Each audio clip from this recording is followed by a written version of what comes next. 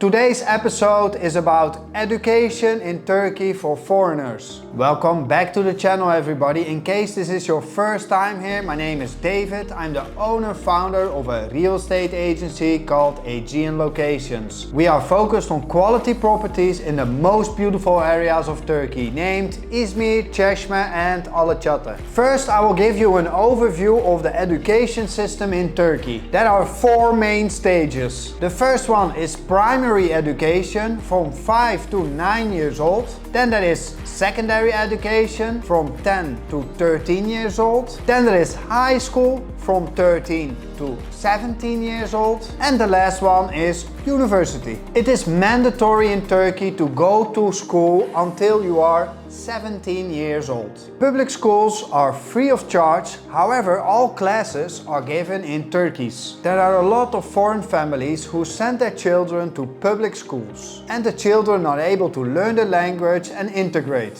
However, there are also a lot of foreign families who prefer to send their children to an international or private school. In these schools, classes are given in English language and most of these schools are providing an international recognized diploma. It is important to note that these schools are quite expensive in general. If the school is providing an IB program, the diploma will be recognized in most countries. With a diploma from a Turkish public school, it can be that a foreign university requires 1 year preparation. In all schools in Turkey, so the private and public schools, Turkish is a mandatory language to learn. Turkish history is mandatory as well. How to select the most suitable school for your children. First of all, you can visit the school. Second of all, you can visit events. And the third one is, of course, contact us. Aegean Locations can provide you a list with all the schools located in the province of Izmir. If you have any questions, do not hesitate to contact us. Thank you very much for watching. Bye bye.